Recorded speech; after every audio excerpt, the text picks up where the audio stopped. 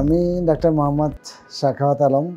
আমি বঙ্গবন্ধু শেখ মুজিব মেডিকেল বিশ্ববিদ্যালয়ে শিশু হৃদরোগ বিভাগে সহযোগী অধ্যাপক হিসেবে কর্মরত। আজকে আমরা যে বিষয়টি নিয়ে একটু আলোচনা করতে চাচ্ছি সেটা হচ্ছে শিশুদের হৃদরোগ। যখন একটা বাচ্চা হৃদরোগে আক্রান্ত হয় তখন তাকে আমরা শিশুদের হৃদরোগ বলে আখ্যায়িত করে থাকি। এই শিশুদের হৃদরোগটা দুই রকমভাবে হতে পারে। একটা হচ্ছে জন্মগত বা কনজেনিটাল হার্ট ডিজিজ বা জন্মগত হৃদরোগ, আরেকটা হচ্ছে যে অ্যাকোয়ার্ড হার্ট ডিজিজ বা অর্জিত হৃদরোগ। কনজেনিটাল হার্ট ডিজিজ বা জন্মগত হৃদরোগ হচ্ছে জন্ম থেকেই যে সমস্ত হৃদরোগের লক্ষণগুলো প্রকাশ পায় তখন তাকে আমরা জন্মগত হৃদরোগ বলে আখ্যায়িত করে থাকি। এই জন্মগত হৃদরোগটা দুই রকম হতে পারে। একটা হচ্ছে নীলাভ আর একটা হচ্ছে অনীলাভ। দেখা যাচ্ছে একটা বাচ্চা বা একটা শিশু জন্মগ্রহণ করার পরেই সে নীলবর্ণ ধারণ করে, প্রায়শই দেখা যাচ্ছে তার হাতের আঙ্গুল অথবা ঠোঁটগুলো নীলবর্ণ ধারণ করছে। যে সমস্ত হৃদরোগগুলো এরকম জন্ম থেকে নীলবর্ণ ধারণ করে বা লক্ষণগুলো বা সিমটমগুলোর কারণে নীলাকার বা নীলবর্ণ ধারণ করে তখন তাদেরকে আমরা বলি নীলাভ জন্মগত হৃদরোগ। আর যে সমস্ত হৃদরোগগুলো জন্ম থেকেই থাকে কিন্তু সেগুলো ওরকম নীলবর্ণ ধারণ করে না, ফলে তাদেরকে আমরা অনীলাভ হৃদরোগ বলে আখ্যায়িত করে থাকি। সাধারণত যেগুলো নীলাভ জন্মগত হৃদরোগ সেগুলো একটু জটিলতর হয়, আর যেগুলো অনীলাভ জন্মগত হৃদরোগ সেগুলো সাধারণত তুলনামূলকভাবে একটু সহজতর হয়ে থাকে। এখন আমরা একটু বলতে চাই আসলে কি কি কারণে একটা শিশু জন্মগত হৃদরোগ হতে পারে। আসলে জন্মগত হৃদরোগ কারণগুলো হচ্ছে মাল্টিফ্যাক্টোরিয়াল, অর্থাৎ একক কোনো কারণ নয়। বিভিন্ন কারণের কারণে তাদের জন্মগত হৃদরোগ নিয়ে জন্মগ্রহণ করতে পারে। যেমন ধরেন একজন মা, তার হৃদরোগ ছিল কিংবা তার যে অন্য বাচ্চা থাকে তাদের হৃদরোগ ছিল জন্ম থেকেই, তখন সম্ভাবনা থাকে যে অনাগত বাচ্চাটি আসতেছে তার জন্মগত হৃদরোগ থাকার। কিংবা ধরুন মা বাবা দুজনেরই জন্মগত হৃদরোগ আছে, সেক্ষেত্রেও দেখা যাচ্ছে যে তাদের বাচ্চার জন্মগত হৃদরোগ হতে পারে, যদিও সংখ্যা এটি অনেক কম। আবার ধরুন যখন একটা দম্পতি যখন একটা বাচ্চা নেওয়ার সিদ্ধান্ত নেয় তখন দেখা যায় কি কখনো কখনো এটা প্ল্যান ওয়াইজ হয়, কখনো কখনো এটা আনপ্ল্যান বা অপরিকল্পিতভাবে হয়ে যায়। দেখা যাচ্ছে সে এমন একটি মেডিসিন সে খাচ্ছে কিংবা এমন একটি রোগে সে আক্রান্ত যার কারণে সে ওই মেডিসিনগুলো খেতে বাধ্য হচ্ছে। সেসব কারণেও দেখা যাচ্ছে যে যখন একটা বাচ্চা চলে আসে তখন তার যখন অর্গানোজেনেসিসগুলো হয়, যখন একটা ব্রণ থেকে বিভিন্ন অর্গান তৈরি হয় তখন দেখা যাচ্ছে যে সেখানে ত্রুটি বিচ্যুতি দেখা যায় এবং সেটা তখন ওই অনাগত বাচ্চাটি জন্মগত হৃদরোগ নিয়ে জন্মগ্রহণ করতে পারে। আবার ধরুন একটা মা, তার আগে থেকেই ডায়াবেটিস আছে কিন্তু সেটা কন্ট্রোলে নাই, তখন তার বাচ্চাটা চলে আসলো এবং সে যদি ওইরকম রেগুলার ফলো আপে ডাক্তারদের ফলো আপে না থাকে এবং সেটা যদি ধরা না পড়ে যে সে আগে থেকে ডায়াবেটিসে আক্রান্ত এবং সেটাও কন্ট্রোলেও নাই, তখনও দেখা যাচ্ছে ওই যে জন্মের সময় বা আগেই যখন ব্রণটা তৈরি হয় সেই ব্রণ তৈরি হওয়ার সময়ে দেখা যাচ্ছে যে তার যে বিভিন্ন অর্গানগুলো তৈরি হচ্ছে সেই অর্গানোজেনেসিসের সময় সেটা ত্রুটি নিয়ে জন্মগ্রহণ করে।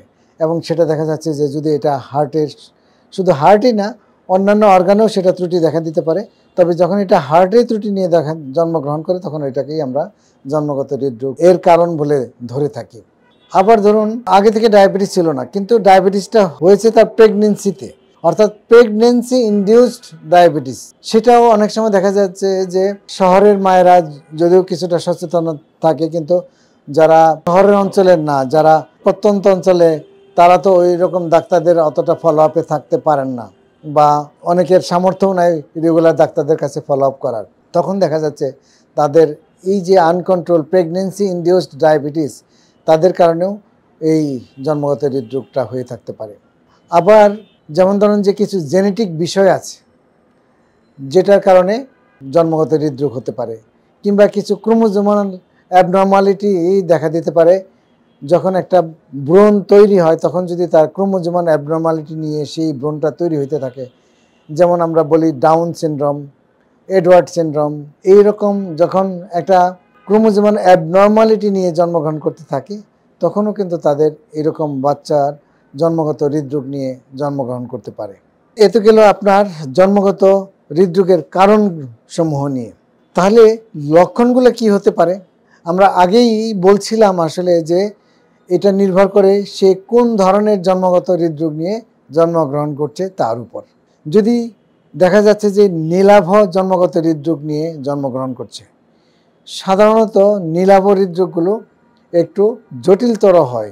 আমরা আগেই বলছিলাম যে তার ঠোঁট অথবা হাতের তলা অথবা পায়ের তলা স্বাভাবিকের তুলনায় দেখা যাচ্ছে যে নীলাভ বর্ণ ধারণ করে আছে। তখন আমরা তাকে সন্দেহ করি যে তার জন্মগত হৃদরোগ থাকতে পারে। আবার ধরুন যে একটা বাচ্চা যখন ঠিক জন্মগ্রহণ করলো তখন তার যে হৃদস্পন্দন এটা স্বাভাবিকের তুলনায় বেশি, কিংবা দেখা যাচ্ছে যে তার যে শ্বাসের গতি, আমরা যেটা সাধারণত বলে থাকি যে তার একটা হৃদস্পন্দনেরও একটা গতি থাকে, স্বাভাবিক গতি, যেমন 120 থেকে যদি 159 বা 60-এর মধ্যে থাকে তাহলে আমরা তাকে স্বাভাবিক হৃদস্পন্দন বলে থাকি। কিন্তু তার যদি বেশি থাকে তখন তাকে আমরা সন্দেহ করি অনেক সময় যে তার জন্মগত হৃদরোগ থাকতে পারে। আবার যখন একটা স্বাভাবিক একটা বাচ্চা শ্বাস নেয়, ধরেন যে প্রতি মিনিটে 60-এর কম, কিন্তু তার যদি এরকম 60-এর বেশি থাকে প্রতি মিনিটে, তার সে ঘন ঘন শ্বাস নিচ্ছে, আনইউজুয়াল তার শ্বাসের গতিটা বেশি, তখনও আমরা কিন্তু তাকে জন্মগত হৃদরোগ বলে সন্দেহ করতে পারি। আবার দেখা যাচ্ছে যে সে বাচ্চারা খেতে গেলে কিংবা কান্না করতে গেলে কিংবা তখন তার হাতের তালু পায়ের তালু অথবা তার ঠোঁটগুলো নীল বর্ণ ধারণ করছে, তখন আমরা ধারণা করতে পারি যে সে জন্মগতভাবে নীলাভ বা জটিলতর হৃদরোগ নিয়ে জন্মগ্রহণ করতে পারে। আবার ধরুন যে যেগুলো নীলাভ জন্মগত হৃদরোগ নয়, যেগুলো অতটা জটিলতর নয়, তাহলে তাদের হৃদরোগগুলো আমরা কিভাবে বুঝতে পারবো, বা একটা শিশু যে অনীলাভ জন্মগত হৃদরোগ নিয়ে জন্মগ্রহণ করছে সেটা কি বোঝার কোনো উপায় আছে? সেটাও আছে, সেটাও বোঝার উপায় আছে। সেটা হয়তো তার জন্মের পরপরই ওইরকম নীলাভ বর্ণ ধারণ করবে না হাতের তালু পায়ের তালু কিংবা ঠোঁটগুলোতে, কিন্তু দেখা যাচ্ছে কি তারও শ্বাসের গতিটা আনইউজুয়ালি বেশি কিংবা হৃদস্পন্দনের গতিটা আনইউজুয়ালি বেশি, তখন তাকে আমরা সন্দেহ করতে পারি যে তার জন্মগত হৃদরোগ থাকতে পারে। আর আমরা যদি দেখা যায় যে ডাক্তারদের শরণাপন্ন হই, একটা ডাক্তার যখন তার হৃৎপিণ্ডে স্টেথোস্কোপ মানে বুকের উপর স্টেথোস্কোপটা বসিয়ে তার হার্টের সাউন্ডগুলা দেখতে থাকে বা শুনতে থাকে, তখন কিন্তু তার ওই যে জন্মগত হৃদরোগ নিয়ে আসলে তার যে হার্ট সাউন্ডের যে একটা স্বাভাবিকতা সেইটার থেকে একটু আলাদা শব্দ পাওয়া যায়, বা যেটাকে আমরা সেই আলাদা শব্দটাকে আমরা বলি মার মার। তখন সেই মারমার যাদের মধ্যে লক্ষণগুলো প্রকাশ পায় কিংবা অস্বাভাবিক হার্টের শব্দটা যাদের বা হৃদস্পন্দন হৃৎপিণ্ডের যে শব্দটা আমরা পাই স্বাভাবিক থেকে একটু আলাদা, তখন কিন্তু আমরা তাকে ধারণা করতে পারি সে জন্মগত হৃদরোগ নিয়ে আসতে পারে। এগুলো হচ্ছে আসলে জন্মগত হৃদরোগ। আবার ধরেন একটি বাচ্চা খেতে গেলে অল্পতেই টায়ার্ড হয়ে যাচ্ছে, সে ধরেন টানা কয়েক মিনিট ধরে যে সে মায়ের বুকে টেনে খাবে সেটা সে পারে না, একটু খায় ছেড়ে দেয়, আবার দেখা যাচ্ছে একটু রেস্ট নিয়ে আবার সে টানতে থাকে, অর্থাৎ সাক রেস্ট সাক এইভাবে সে খেতে থাকে। তখন তাকে কিন্তু আমরা ধারণা করে নেই যে তার জন্মগত হৃদরোগ থাকতে পারে। আবার ধরেন যে একটি বাচ্চা একটু বড় হয়ে গিয়েছে, কিন্তু তার দেখা যাচ্ছে যে কয়েক মাসের মধ্যেই তার জন্মের কয়েক মাসের মধ্যে তার প্রায়শই ঠান্ডা কাশি লাগছে, কিছুদিন পর পরে তার ঠান্ডা কাশি লেগেই আছে, তখনও কিন্তু আমরা তাকে সন্দেহ করি যে তার জন্মগত হৃদরোগ সম্ভাবনা থাকতে পারে। আবার ধরুন যে একটি বাচ্চা খেলাধুলা করার কথা যেই বয়সে সে অল্পতেই সে ক্লান্ত হয়ে যায়, একটু দৌড়াদৌড়ি ছুটাছুটি করতে কিংবা একটু সিঁড়ি ভাঙতে, অন্য বাচ্চারা যেভাবে সিঁড়িটা ভাঙতে পেরেছে কিংবা অন্য বাচ্চারা যেভাবে দৌড়াদৌড়ি ছুটাছুটি করতে পেরেছে, কিন্তু দেখা যাচ্ছে কি যে এইবারে বাচ্চাটা সে অল্পতেই হাঁপিয়ে যাচ্ছে, তখনও আমরা সন্দেহ করতে পারি যে সে তার জন্মগত হৃদরোগ থাকতে পারে। অথবা দেখা যাচ্ছে কি যে অন্য বাচ্চারা যেইভাবে গ্রোথটা হচ্ছে, যেইভাবে তার ফিজিক্যাল গ্রোথটা হচ্ছে, কিন্তু সেই বাচ্চারা এইবারের বাচ্চাটা সেইভাবে গ্রোথটা হচ্ছে না, তখনও আমরা কিন্তু সন্দেহ করি যে তার জন্মগত হৃদরোগ থাকতে পারে।